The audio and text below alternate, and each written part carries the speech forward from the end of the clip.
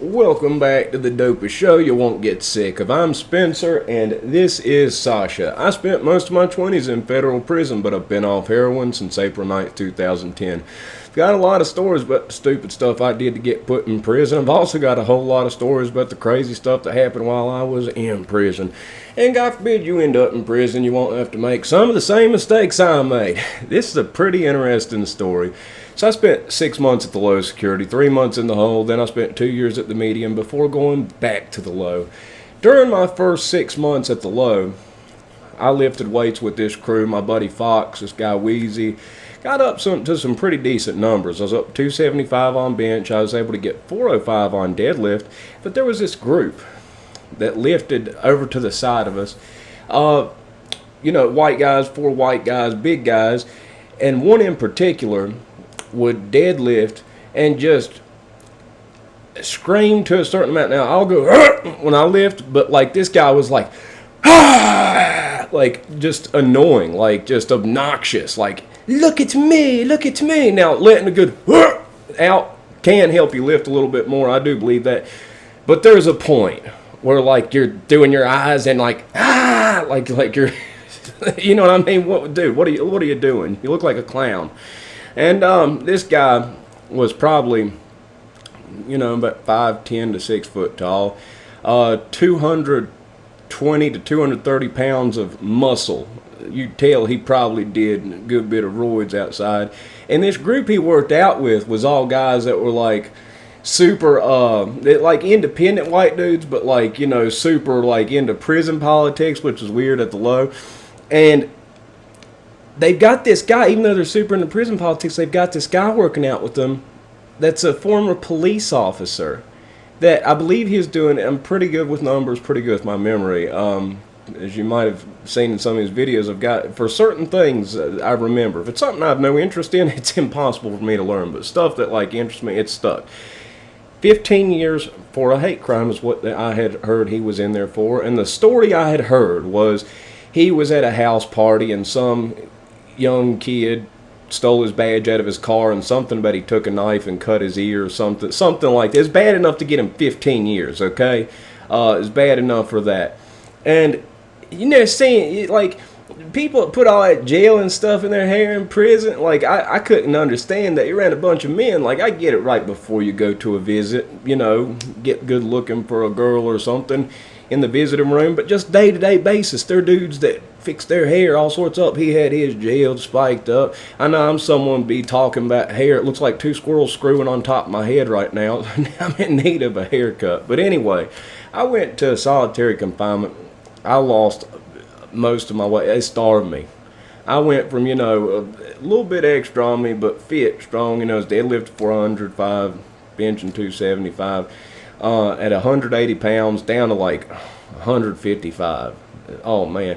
Now at the medium I did a whole lot of burpees. I got really, really fit. Just body weight fitness, and we did do the dirt bags a good bit, and I lifted a big old bag, dirt bags for those who don't know, who haven't watched my stuff before. They've got bags sewn out of sheets, khakis that are filled with dirt, and since you don't have weights at the medium security, they had weights at the low, not at the medium. We would lift dirt. We had one that was about 18 inches in diameter, 16 or 18, and it was about 6-7 foot long. It'd hold 300 pounds of dirt and lift it there. When I first had gotten, now this story's all going to circle back around as they usually do, but I've got a kind of 2-in-1 on this one. When I first got to the medium, I did not realize what type of place I was at, okay? I didn't realize. Like, I saw all these people sitting at this one TV, and I'm thinking, man, you can't judge a book by its cover. Look at some of these people, and little did I know, 40% chomos. Now, they mix and match people. People from the area get sent there just because, and then the chomos had a program they took there, so that's why they were there. But anyway, did a good bit, got fit at the medium. And when I first had got there, I worked out, I was doing pull-ups one day, and this guy comes up with this group of little, kind of odd-looking fellas with him. And I was doing pull-ups on the soccer goal. We don't have a pull-up bar, and he's like, basically said something about, that was when their time when they lifted. And, I'm new to prison, so I'm not trying to be like, oh, you ain't gonna tell me move out of here. I'm trying to be respectful. I'm a reasonable person. I'm not like ignorant. and he said something about I could join them if I'd like. I worked out with them for probably about a week, and then I realized, oh my Lord, this whole group of guys are showos. And the guy who was leading the group, the story behind him, I don't know the whole story, but it sounded like he was like some type of PE teacher, like coached like high school girl, and something happened to where he got a rack of time. He got over 3 decades in prison. And I remember during that week, just everything, like he had to be the leader of the clan and all that, and he was fit, gym teacher, but those guys, now no offense to if you have your hair like this, but I've noticed a high percentage of people with their hair like this just think they're their stuff. Where people have like hair and they have it like it back in that man bun, he's one of those people, okay? So I remember I told him that, at the low, I said I got up to 405 on deadlift, and he was basically like, are you sure, blah, blah, blah, like I was making it up or something. So anyway, I end up finishing my 2 years at the medium. Didn't make a bit of noise. I stayed quiet as I could to get out of that freak show. The low was so much better. The low, man, it's 2 different prisons complete. Like each building at the low was like a different prison. The layout and the setup and the whole culture of each building. And so I get back to the low, and I know people there. There's a guy, Boone, they called him Big Midget. Biggest head you seen on a dude. He's like 5'4", 240, but not overweight. This dude was jacked. He could deadlift over 600, squat over 500, bench press over 400. He's repping 225 for like 30 reps. I can't remember the exact number. It was like 32 or 34 on a rep out one day, okay? This is like NFL number. But he's short, But, he's like 5'4", but like his bone structure was huge for a short person. And he got me right in with their crew, but they did a lot of ego lifting, crazy ego lifting. So although I went up on squat and deadlift, my bench didn't go up too much. There's a guy from around my area, JB, Justin Berger. That's one of my best friends. He's like a brother to me. I'm serious. I consider him like a brother. When Boone went home, he told me, come lift with us, man. He says, because I kept complaining about bench. They were just trying to load me up with too much. When you're doing forced reps on your first set, that's stupid, okay? You think, oh, it's just one finger? I can take it, and show you. I can hold 30 pounds on these 2 fingers like this. So if you have 4 fingers under each, you're taking off like 80 pounds, so you're not really getting anywhere. So I got really into working out with this crew. Now this crew was like something else. The 2 strongest guys in it were Chicken Man and Phil. Phil was pretty humble, quiet guy, about 5'6", 225, chubby at 225, 5'6", but he was bench pressing 445. Broke it, chest to lockout. He didn't even arch his back or nothing. Chicken Man could bench 475. Chicken Man's about 5'4", 280 to 300. Now, and he was just strong, loud, and crazy. And JB, Justin Berger, I'm going to call him JB, that's what I'm used to calling him, would always mess with Chicken because Chicken did not do cardio. He did not do squats. He didn't do none of that. And JB's like, Chicken, come on, man, let's do this. Get some reps, get some cardio. You want some cardio? Go down to the elliptical, not the elliptical, the elliptical. Go down the elliptical with that Jane Fonda shit.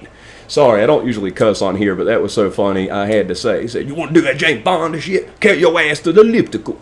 And he'd get them riled up, and they'd have weight wars, it's like some kind of like West Side Story stuff, like 2 groups, approach. You're almost expecting a dance off, and one person says, I'll drop you off. No, I'll drop you off. And what that means is we're going to have a weightlifting competition, and everybody will stop what they're doing and watch it. Chicken Man won a number of them. I've got some stories about him. But people, there's this guy Country there. For the people who were at the low, I'm not talking about white country, I'm talking about black country. He's from like Tennessee or something. There's 2 countries there, both well known, both strong people, but I'm talking about the black country. Now this weight, Justin Berger, JB, Chicken Man, Phil, and his little cousin, Lil King, who was incredibly strong. He probably about 5'7", 150 pounds, and he could bench 335 clean, perfect. He's strong for his weight. They were all black, okay, but they're my friends. They're from my area. JB, I think of him like a brother. he knows that, you know, in my past I had drug issues and I was keeping good. I was keeping away from stuff. But there was an issue one day, I'll tell in a separate story, where JB heard that somebody had gotten stuff on the compound, approached me and asked me if I wanted any. And he heard him do it, and he heard me tell the person no. And he's like, he just thought, I said, yeah, but you heard me tell him no, man. I said, I'm not, you ain't got to work. He's like, nah, man, it pissed me off. He says, you're doing good. And he says he could come up and try to mess you all up.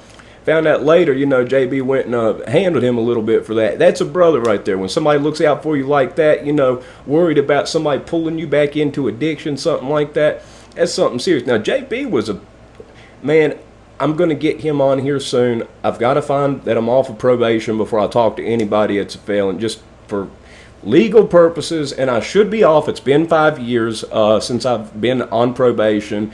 It counts from the first day you get to the halfway house. So August 1st this year made 5 years. I haven't been in trouble since April 9th, 2010, and I've had to deal with this until now, so think about that.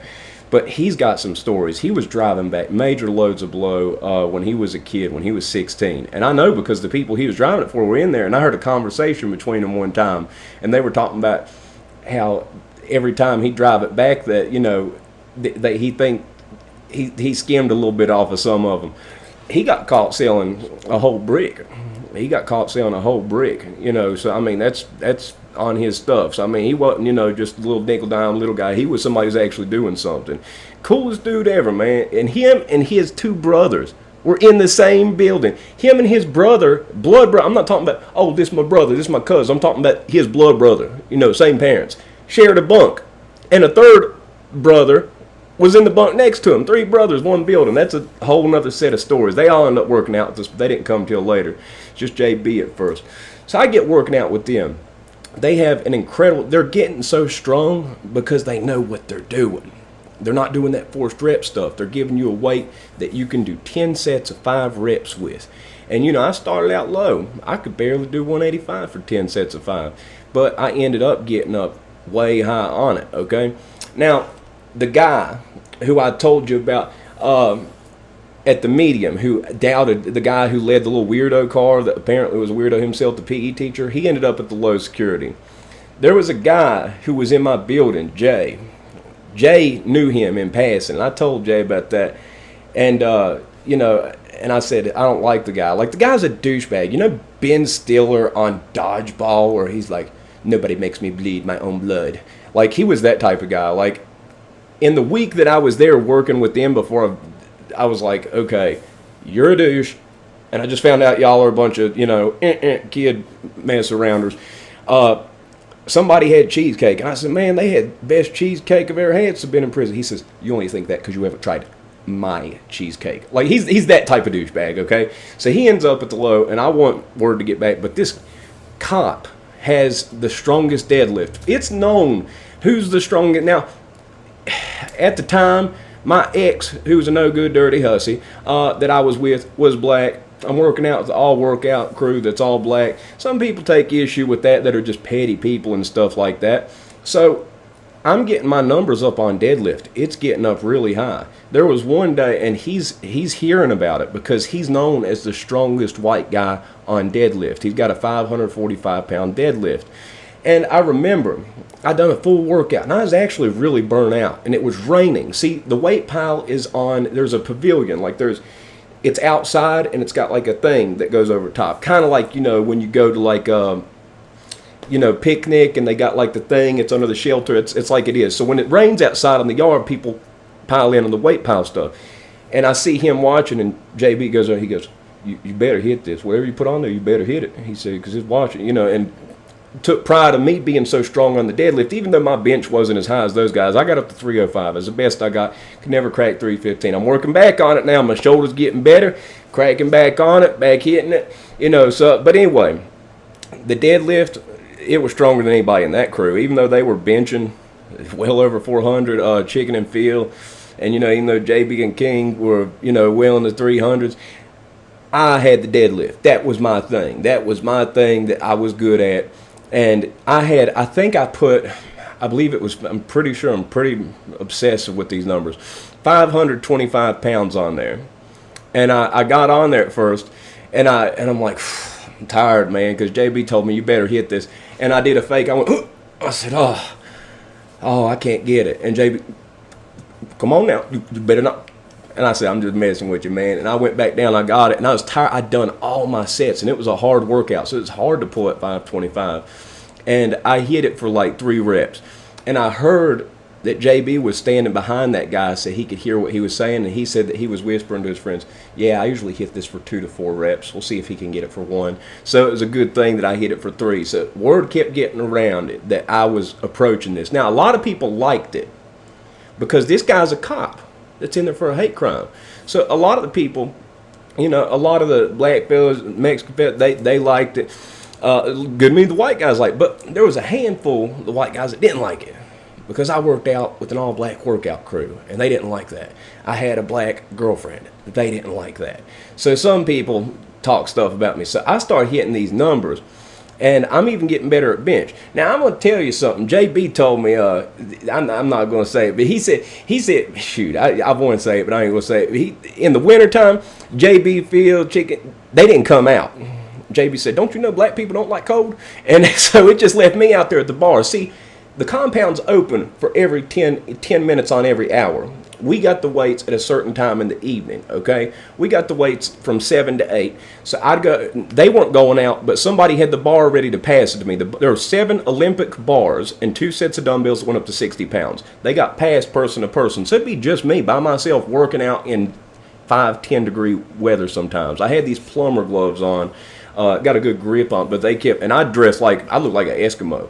I have all kinds of thermals and stuff, and that's when I made my best progress. When it was just me out there, I ended up getting 205, and I did 10 sets of 5, supersetted with 5 to 8 reps of dumbbell presses for 40 on the incline after I did that on flat bench. And I got really good at it. Now, I'm doing this, and the douchebag Ben Stiller guy who was from the Medium, who doubted that I could deadlift all that, I'm out there, and I was up at 225 at this point. And the reason I know that was because when you have 225, if somebody's standing off to the side, you can't tell if it's 135 or if it's 225. Well, I was just sitting there chilling. I took long rests between each set. That was something I learned that really helped me get my numbers up. When you take 2 to 3 minutes, you know, it helps build, but to get the strength for me to get the sets in, I waited 4 or 5 minutes, and did a lot better. But I took that 225 off, and I, boom, and just did sets of 5 with it, and it's moving easy. And I see him watching me, and I see him sneak around the side to look and see, is that 225 he's doing? And I see him doing that, and I see him watching. I remember all that stuff he said, and you know, I'm thinking, okay, best revenge is success. Mom always told me that, and it's the dang truth. Best revenge is success. Now that guy in my building, Jay, who's friends with him, he said I ended up getting to, I think it was when I got to like 535 deadlift. He went up to me and he said, hey, did you hear Spencer got up to 535 on deadlift? And he said he just kept walking, not even acknowledging him and looking down. He said, no. And he said, well, that's pretty awesome, right? He says, yeah, I tried to help him when I was at the Medium, but, you know, I don't think he's all there or something. Like I'm you know, probably autistic, but, you know, in terms of actual book intelligence, you know, I actually did really well in the school. I was always on honor student, but in terms of common sense, I don't always got all that. But, you know, anyway, that was fun that I got to hear. And Jay was in on the joke with me, and he'd go tell him every time I hit a number to burn him up, and it made him so mad because he thought he was going to get there and be Mr. Fitness since he was a PE teacher. Got this kid, you know, and I'm up there hitting numbers. Now, I don't weigh that much. And see, there's a powerlifting competition at the low security every year. It's full-on powerlifting competition. Now, you break down the percentages of the people that are there, you know, I'd say probably 60 to 70% of the low security was black. I'd say probably 20% was just other Asian, Native American, Hispanic, you know, Puerto Rican, Mexican, and then probably 10% or something 10 or 15% was white. Okay, so the powerlifting competition, how it works is bench plus squat plus deadlift divided by body weight. The 2 strongest guys there were Tony and Gucci. Tony was a Mexican fella, Gucci's a black fella. There's a guy who's stronger than both of them, T, but T was so strong and so good that he didn't compete, because if he did it, nobody else would do it because they know he's that much better than everybody else. I think he was getting performance enhancing drugs. Possibly he had a thing going on with the rec officer, a woman out there. Allegedly, there was a lot of rumors and a lot of talk about that, and there was a time where she had him flexing and doing the poses because they have a full-on bodybuilding competition, judges and everything. One of the judges was the guy who wrote my meal plan. He was a guy who had 3 fitness degrees, running like a Bally's Fitness. Him, a doctor, and a lawyer one day got together and decided, oh, let's rob pharmacies. We can get, and they got paid $10,000 a piece for each pharmacy they robbed. And they figured, well, if we get caught, nobody will believe it because we're high-standing people in the community. Well, they did get caught, and that's a whole other set of stories. But he was one of the judges. But in the powerlifting competition between them, Gucci edged it out. He didn't lift as much as the other guy, but he was lighter. So that's how it worked out. But anyway, I believe it was each of them were benching, close. Gucci was above 400 on bench. He was like mid to high 400s on squat and above 600 on deadlift. The other guy was like 325, 335 on bench, 500 on squat. And Tony, he was 500 on squat. His name slipped my mind for a second, sorry. And they were both deadlifting about the same thing. The bar literally bent. It was incredible. And Tony would do this wild thing where he'd grab the bar and he'd do a burpee. And when his feet came back up from the burpee, he'd lift the weight. I've never seen anybody do anything like it. But in terms of, who was the strongest white guy pound for pound, it was kind of like an unofficial thing. Like, weren't any white people doing that competition on that one, but it was known that I was creeping up on the numbers on deadlift. Now, see, I only weighed 172 pounds, so I already had that guy pound for pound, but I wanted the overall, and I was creeping up on it. And it started to get to be a thing, like the rooms would spread. Anybody who was at the low security during the time that this happened, that was outside at that time, would remember me. And I've had a few people in conversation remember me. They're like, oh, you're the little white guy that could deadlift all that weight.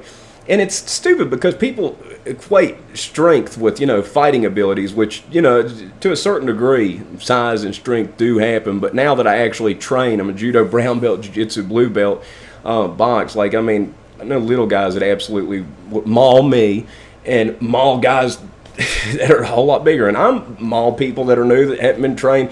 Just like my coach Paul is 140 pounds and he just does whatever he wants. I can't do nothing against him. There's 220-pound brown belts that he absolutely dismantles. But anyway, so it keeps going about. The guy from the Medium who talked to trash, it's so good just to know, I told you I deadlifted. He didn't believe I deadlifted 405. Now I'm deadlifting over 500, for reps. My workout typically was like 495, 2 sets of 5, and then 2 sets of 5 with 405. My best ever was there was one day I repped out with 405. I got it for 22. Then I threw up. Everybody laughed at me. And I stumbled. I nearly passed out, but I stumbled and fell down. And that was my best one on that. Now, it's with wrist straps. Without wrist straps, the best I got was 535. I did that in khakis without a belt, which was stupid. It was ego-driven, trying to look cool, and khaki pants and a khaki shirt. But so, some people are against me. Some people are for me. As the numbers were getting closer to where I actually matched the weight that he matched, there was a little crowd of people out there, like about 20 or 30 people, and they'd always do it at the end, and they'd be standing around the outside. There was like a little wall that came up about this high. I'd be leaning over, and I'd see some people like supportive, and then I'd see some people, ain't gonna get that. And I'd get so mad, I'd get so angry about the people looking at me saying I couldn't do it. And I think about my hussy ex, who I was not with at that time. I remember, because I think about stuff that made me mad and made me angry and made me hate. And we had MP3 players. My songs that I would listen to, I think it's Buried in Verona. It's Buried in Verona, I think is the name of the band. It's called Maybe Next Time. And that was one of my go-tos. But my main one, oh man, it gave me chills just listening to it, was Hatebreed's Defeatist, which is a song about basically saying, you're not going to let yourself be a victim to your addiction and stuff like that. And it's just, it has a slow build up, and then he screams, and when he screams, that's when I lifted. And you know, people said I looked like the devil when I lifted, and that's because I was thinking of everybody I hated. I was thinking about everybody telling me I couldn't do it. And I thought about it, and I'd get mad. And when I got mad, I would huff and puff and look like I'm about to hyperventilate like a fool for probably about 2 minutes. But it was like this process that, you know, got me going. And I'd wait 7 minutes, full 7 minutes on the dot, before I attempted my max from the set before that. It's a long rest, but it's what worked for me. And the one day, whenever I started creeping up at these numbers, the cop who was in for a hate crime, all of a sudden, he said he got back problems. He can't lift no more. He kept going out there doing everything else, but he quit doing deadlifts. He quit doing deadlifts because he knew he was going to have to match me with these people talking. So he had, like, he hurt his back. Oh, hurt my back. Guess I'm out. Sorry. Yeah. So, but anyway, I ended up doing my final one. JB's like, okay, take your time now. Take your time now, man. Take your time. You got to get this now. You got to get this. You got to beat that fool. He said, you know, you got to do it for us. And I'm like, man, I'm going to get it. I said, trust me, I'm going to get it. And, you know, there was a couple times before that. Like, it was like, when I first got 545, the next 2 times I tried, I couldn't get it. Then I kept working on my lower reps to get it up. Then I got to where I could get 545 consistently. And then, you know, I ended up getting 535 for a few reps. And that's when I was like, okay, I'm going to go for this. 565, put it on the bar. And there's one bar. See, probably about 4 or 5 of the bars are warped. Like, they're kind of like arched. And if they'll roll in your hand, which will jack your shoulder up. So we had to get the one bar. It was straight. It was perfect. It was actually a little bit longer than the other bars. It might have been a couple pounds heavier, but I did it. And there's a point, like I got about halfway, and it took me about 20 seconds to lock it out. And then once I did, I held it there, and I, you know, kind of act like I was going. I tried to shrug it. I couldn't shrug it, but I kind of pretended to shrug it, I guess. But that was like, you know, my moment, you know what I mean? Like, people have like a moment where something cool happens, and it was really good because I was 135 pounds when I went to jail. I started working out in the jail. People laughed in my face, laughed, you know, told me I couldn't do it. What was I going to do, stay stuck like that? No, I kept on doing it. And, you know, I didn't do it overnight. I kept at it, just didn't ignore them. I'd use that anger, that hate to fuel me to keep on going. And then same thing when I got in there. That cop, I heard him, you know, the whispers about, he'd say, if he can get it for 1, and then I end up getting it for 3, and all this stuff, and it motivated me. You know what I mean? Best revenge is success. Let people know. I mean, it's something serious when you can make something happen, and you know, you don't give up, and you let people see, yeah, I did it. Okay, it's not where you were, it's where you are, and that's something I truly believe in. And that's the same thing. I had Jiu-Jitsu magazine sent in when I was in prison. I trained for 2 years in Kempo Karate. We did grappling before I went in there. But I had magazines sent in.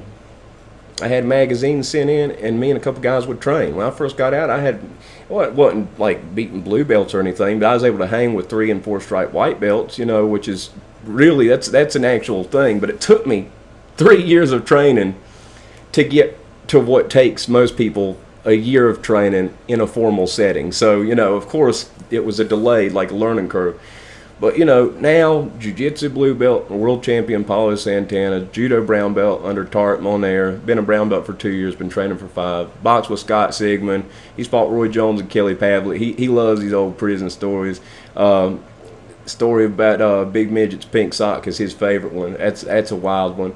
Pink sock's the worst injury a man can have.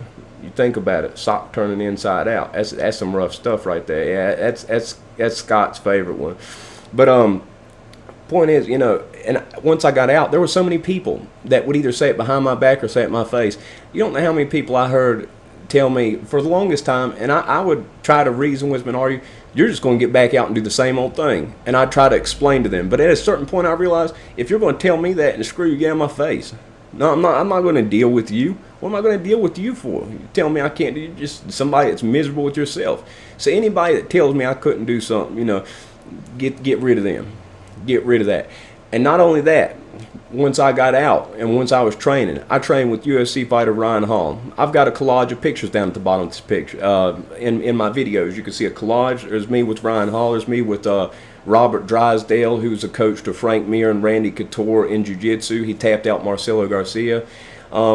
There's me and Murillo Santana, Diego Bispo, Jiu-Jitsu legends, and my coach, world champion Paulo Santana, and his coach, nine-time world champion Lucas Lepre, who's an hour down the road in Charlotte, North Carolina. He's one of the best, greatest of all time to ever do it.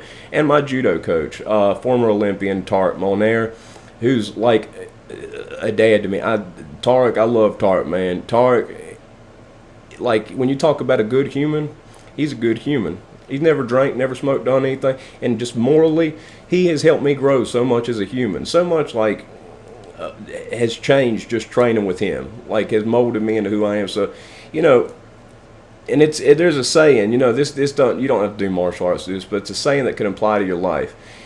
What's a black belt? It's a white belt that never quit. If you keep going, if you keep trying, no matter what keeps on happening, you're going to get there. It's like everything else. You don't give up. If you're making incremental changes to get where you're wanting to be, that's all you got to do. What did you do today to get where you want to be? And that's something that, you know, I live by and go by. But anyway, I think I will be off federal probation officially this week. Once that happens, I've got some interesting people to talk to and get on here. Justin Berger, buddy Kevin Crockett, best leather worker ever, incredible, best artist I've ever seen. Pinto, JB, him, you know, there's a number of people. Got some really good stuff coming on, but this is one, you know, that it was a good time. It's like one of those things that you smile and you're happy about, you know. And people tell you can't do something and you overcome it. You know, it sucks having people, you know, put you down and stuff like that. You got to remove those people from your life. I've got people like cousins and stuff I've removed from my life because they're no good. They're no good. They don't want any good for me. They're going to talk about me, you know, crap on me, everything I do, tell me I can't do it. What do you need people like that for? Have people put you where you want to be. Have people that are going to push you in the direction you want to go. That's what you got to do. And, you know, I hope somebody hears what I'm saying. If one person hears what I'm saying here and actually something clicks, then it's freaking worth it, man. I'm telling you. You don't have to listen to those people. You can do your thing and you can make it. You know, I'm still working on making it. I ain't made it to black belt in judo yet. You know what I mean? It's going to be a long time for a black belt in jiu-jitsu. That'd be a long time. It's a slow process in that. But, you know, had this shoulder injury, it has set me back majorly for the past couple months. But it's given me time to start this here channel. And, you know, I've only been doing this for about 5 months now. The last 2 months is when it's picked up. So thank you guys for all being here. I appreciate you. I hope something I said clicked. I hope you liked the video. If you did like it and you've watched it this freaking far and it's been pretty long, press the like button. But if not, that is 32 minutes and 37 seconds of your life. Vamoosh. Gone. In which they'll never get back, Sasha. They'll never get it back. But I hope you did. Y'all have a good one.